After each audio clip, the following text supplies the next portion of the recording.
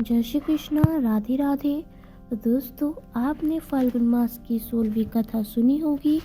तो उस कथा को आज हम इस अध्याय में संपूर्ण करते हैं। तब उसे किसी पुण्य की प्राप्ति होती है, कोई रोग व्याधि दूर हो जाती है और या किसी खास काम में आपको विजय प्राप्त हो सकती है। तो यह सारा वृत्तांत हमारे पुराणों में बिल्कुल सच बताया गया है और यही कारण है कि हम जब भी कोई नया काम शुरू करते हैं, कोई भी काम करते हैं, तो उससे पहले हमें शुभ मुहूर्त देखना पड़ता है कि हम जो भी काम करने जा रहे हैं उस काम के लिए वह मुहूर्त ठीक है या नहीं। और ख़ास मुहूर्त आने पर ही फिर हम कई बार वह काम शुरू करते हैं और उसमें निश्चित ही सफलता प्राप्त होती है। और इन सब बातों का, इन सब जानकारियों का हमारे धर्म में, हमारे पुराणों में बहुत महत्व है। तब भगवान श्री राम ने ठीक दोपहर के समय प्रस्थान किया। तब श्री राम जी ने दक्षिण दिशा में जाने की प्रतिज्ञा करते हुए कहा कि मैं समुद्र को लांघ कर भी राक्षस राज रावण का वध अवश्य करूंगा। दक्षिण दिशा की ओर प्रस्थान करते समय श्री रामचंद्र जी के साथी वानर राज सुग्रीव हुए। 7 दिनों में समुद्र के तट पर सेना की छावनी पड़ी। सारी वानर सेना वहां पर एकत्रित हो गई। पौष शुक्ल प्रतिपदा से लेकर तीर्थ तक अपनी सेना के सहित श्री रामचंद्र जी के उपस्थिति सागर तट पर बनी रही। चतुर्थी तिथि को विभीषण आकर श्री रामचंद्र जी से मिले।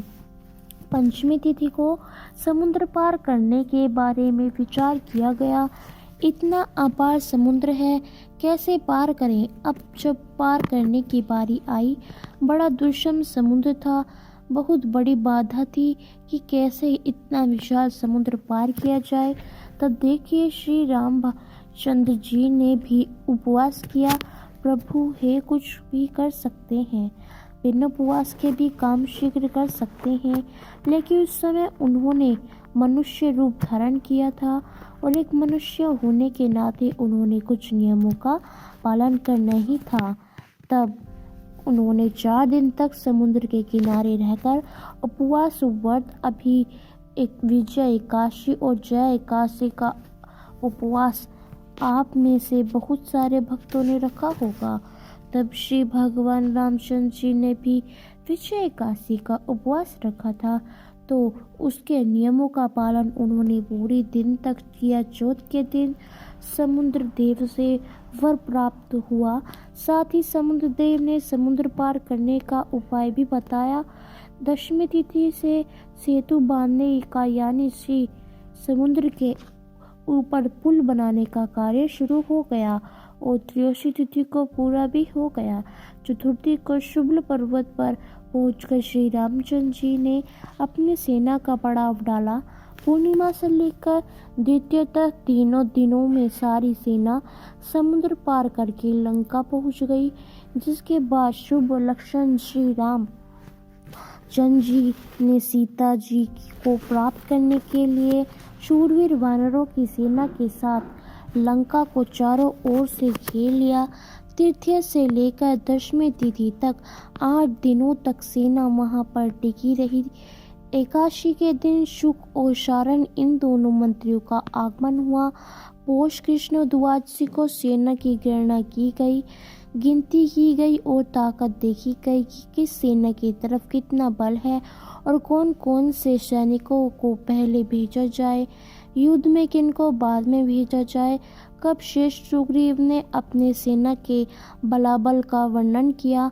फिर त्रयोदशी से लेकर अमावस्या तक 3 दिन तक लंका में रावण ने अपनी सेना का संगठन और उनकी गणना की। सैनिकों में युद्ध के लिए उत्साह बढ़ने का काम भी किया। किसी भी युद्ध से पहले अपने सैनिकों का उत्साह जरूर बढ़ाया जाता है कि किसी भी युद्ध के लिए क्यों, किसी भी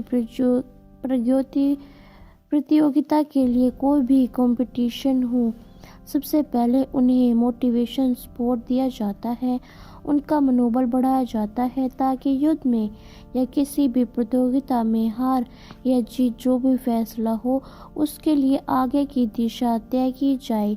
माँ शुक्ल प्रतिपदा को आगंची दूत बनकर रावण के दरबार में गए।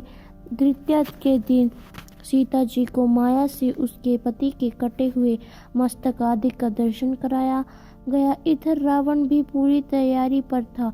दोनों ही तरफ के वीर योद्धा अपने सैनिकों का बल बढ़ा रहे थे और उधर रावण ने एक बार अंतिम प्रयास किया कि सीता जी के आगे उनके पति अर्थात भगवान श्री राम जी की कटा हुआ सिर लाकर रख दिया जाए ताकि उनका मनोबल गिर जाए और वे लंका में ही रहने का निश्चय कर ले। उस दिन से 7 दिनों तक अर्थात अष्टमी तिथि तक राक्षसों और वानरों में घमासान युद्ध हुआ। सीता जी बहुत पतिव्रता थी। भगवान श्री राम के अलावा उन्होंने कभी किसी के प्रति मन में विचार तक नहीं किया, अपने निर्माण पर अड़ी रही। तब इधर भगवान श्री राम जी के जो भी सेना थी उधर राक्षस राज रावण की सेना में घमासान युद्ध हुआ। माघशु नवमी की रात में मेघनाथ ने युद्ध करके श्री राम जी और लक्ष्मण जी को नागपाश में बांध लिया।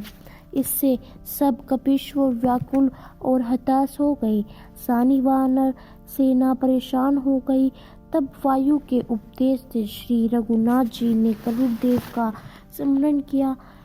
दशमी तिथि को गरुड़ जी के पास से छुड़ाने के लिए आए। फिर माघ शुक्ल एकादशी से लेकर 2 दिन तक फिर युद्ध बंद रहा। इतने दिनों तक 2 दिन तक विराम रहा। द्वादशी तिथि को हनुमान जी ने ध्रुव और द्वादशी को उन्होंने श्री अलकपद। माँ शुक्ल चतुर्थी से लेकर कृष्ण पक्ष की प्रतिपदा तक तीनों दिनों में नील से प्रयास का वध कर दिया। माघ कृष्ण तृतीया से लेकर चतुर्थी तक तीनों दिनों में श्री रामचंद्र जी ने तुलमूल युद्ध करके रावण को रण स्थल से मार भगाया। पंचमी से अष्टमी तिथि तक रावण द्वारा जगाया हुआ कुंभकर्ण 4 दिन तक केवल भोजन ही करता रहा। उठने के बाद उसने भोजन जरूरी था। उसके बाद नौमी तिथि से लेकर 4 दिन तक लगातार कुंभकर्ण ने युद्ध किया और फिर बहुत से वानर को खा डाला। इसके बाद अंत में वह भी भगवान श्री राम के हाथों मारा गया। अमावस्या के दिन लंका में उसके लिए शोक मनाया गया। फाल्गुन शुक्ल प्रतिपदा से लेकर चतुर्थी तक 4 दिनों में नराकक आदि 5 राक्षस मारे गए। पंचमी से सप्तमी तक तीनों दिनों में अतिकाय का वध हुआ। अष्टमी से द्वादशी तक 5 दिनों में निकुंभ और कुंभ मारे गए। फिर 4 दिनों से में मकरा का वध हुआ।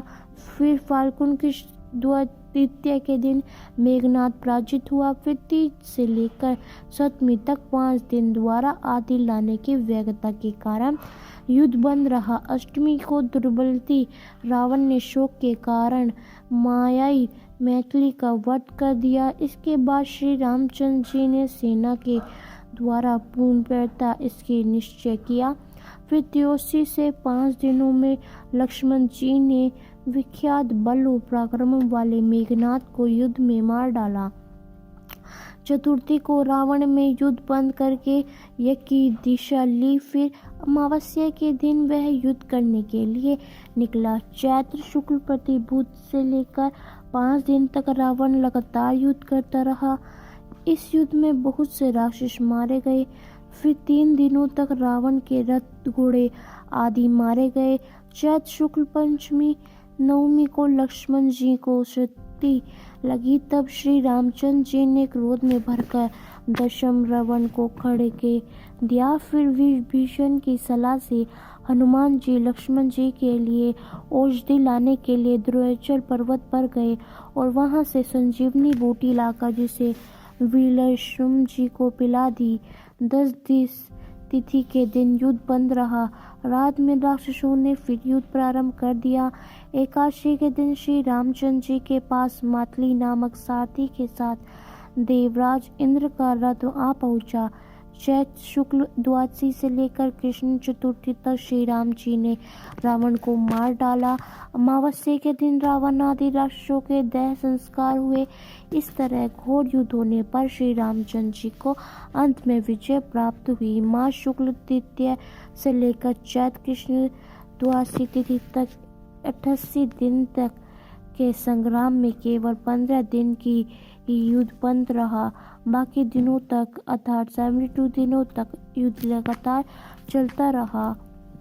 वैशाख शुक्ल प्रतिपदा को श्री रामचंद्र जी ने रणभूमि में ही रहे। द्वितीया के दिन उन्होंने विभीषण का लंका के राज्य पर अभिषेक किया।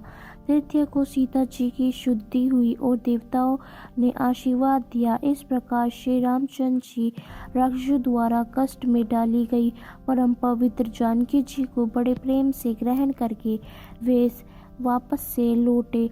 वैशाख की चतुर्थी को श्री रामचंद्र जी पुष्प विमान पर बैठे और आकाश मार्ग से अयोध्यापुरी की ओर चल दिए।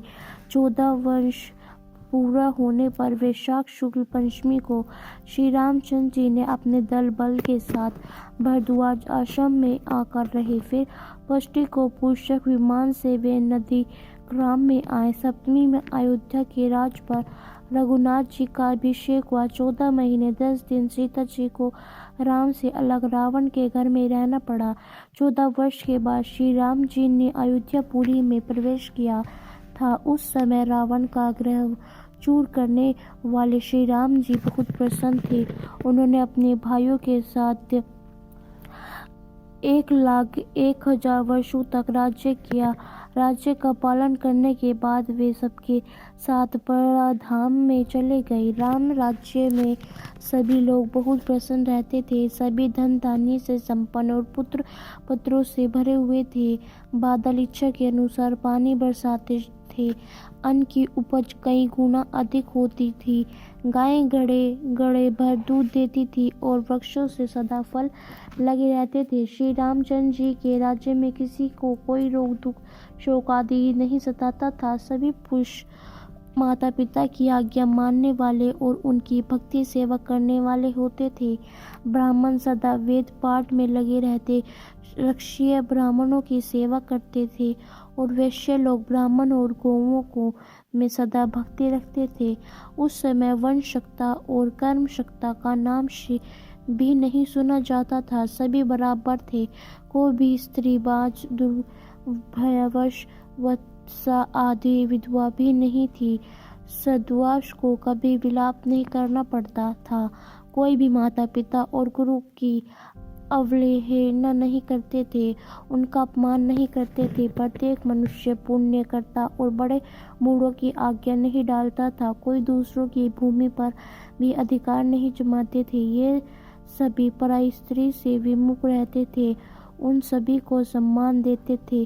कोई मनुष्य पर निंदक, दरिद्र, रोगी और जुआरी, शराबी या पापी नहीं था। सोने चुराने वाला, गुरु पत्नी गमन करने वाला, ब्राह्मण हत्या, स्त्री हत्या और बाल हत्या करने वाला था तथा झूठ बोलने वाला एक भी मनुष्य भगवान श्री राम जी के राज्य में नहीं था। इसलिए वहाँ पर राम राज्य, यही राम राज्य की पहचान होती है।